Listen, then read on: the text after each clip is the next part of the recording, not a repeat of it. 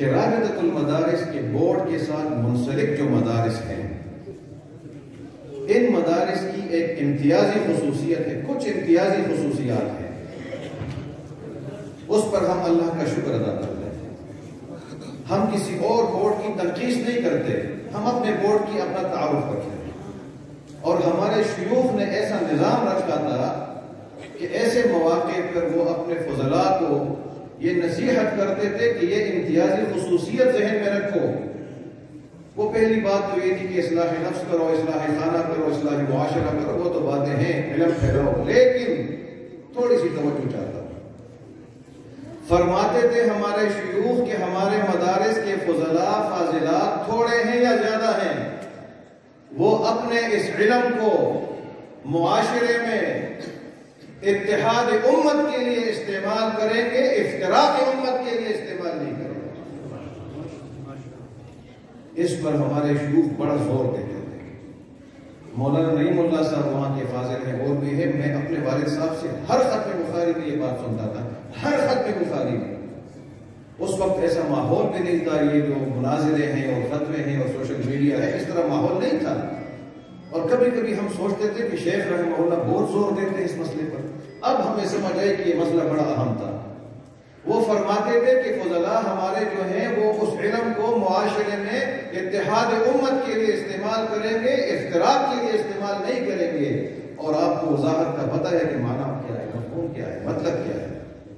مطلب یہ ہے کہ اگر ایک مدرسے سے 300-400 طلباء ایک ساتھ فارغ ہو جائے، 1000 طلباء فارغ ہو جائے، اور یہ اپنے علاقے میں پہنچ جائے، دین کا کام بھی شروع کرے، بے شک اشاعت علم کا کام بھی شروع کرے، مدرسے کا بھی کرے، لیکن اس کے ساتھ ساتھ یہ عالم اگر یہ بات کرے گا، اور کرتے ہیں، میں اٹک کی بات نہیں کرتا، اس پاکستانی معاشرے میں ہم لیتے ہیں کہ وہ کبھی کبھی جیب سے فتویٰ نکالتا ہے اور وہ کہتا ہے کہ فلاں مدرسے کے قریب نہ جاؤ، عقیدہ خراب ہے، فلاں عالم کے پیچھے نماز نہ پڑھو، گمراہ ہے، فلاں مسجد سے دور رہو، یہ تو گمراہ ہے، ان کا تو عقیدہ خراب ہے۔ اس عالم دین نے فائدہ نہیں کیا، نقصان کیا۔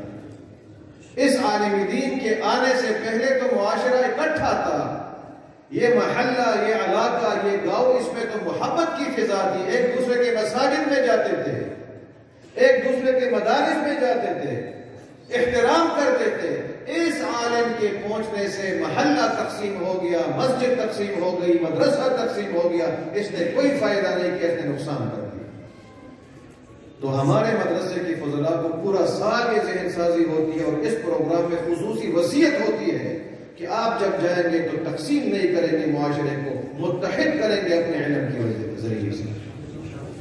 بے شک تھوڑے ہیں یہ جو ابھی آپ نے دیکھے دور حدیث کی، تھوڑے ہو بے شک، لیکن یہ ان کی امتیازی خصوصیت ہوگی۔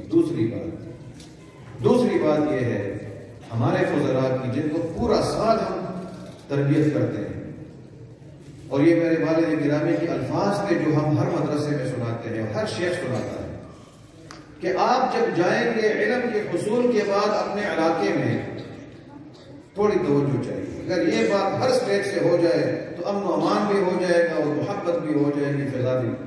آپ جب جائیں گے اپنے علاقے میں دستار باندھ کر علم حاصل کرنے کے بعد، تو آپ کے علاقے میں جو لوگ بھی دین کی نسبت سے کام کریں گے، جو بھی اس کا نام ہو، اس کی پارٹی کا جو بھی نام ہو، دین کی نسبت سے جو بھی کام کرے گا، اس کی طرف محبت کا ہاتھ بڑھاؤ گے، تعاون کا ہاتھ بڑھاؤ گے، اس کے ساتھ عداوت اور دشمنی نہیں کرو گے۔ یعنی دین کی نسبت سے کام کرنے والے آپ کے حریف ہوں گے، آپ کے حریف نہیں ہوں گے۔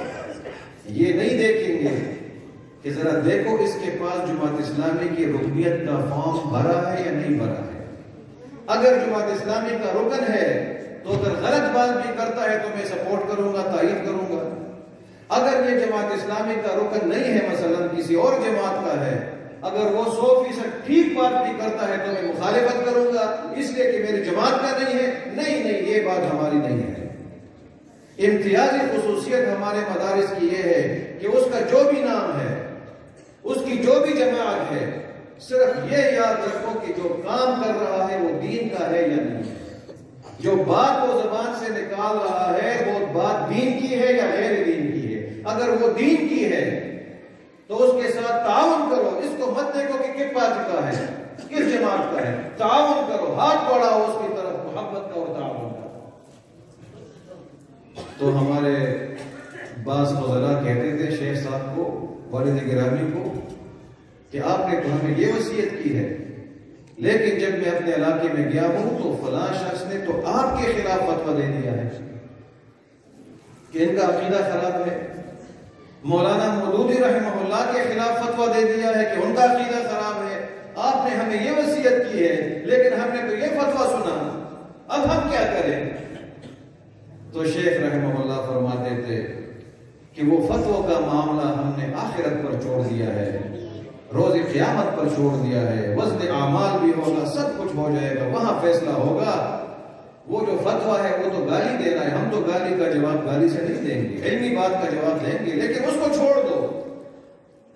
یہی فتویٰ دینے والا جو ہمارے خلاف فتویٰ دیتا ہے اس کو تو نہ مانو، وہ تو گالی ہے، لیکن یہی فتویٰ دینے والا اگر ایک اور مجلس میں کوئی دین کی بات کرتا ہے پھر بھی کہو کہ دین کی بات ٹھیک ہے، مجھے گالی دیتے ہو دے دو مجھے گالی، لیکن دوسری طرف دین کی بات کرتے ہو تو میں کہوں گا ٹھیک کرتے ہو، ٹھیک کرتے ہو، میں آپ کے ساتھ ہوں۔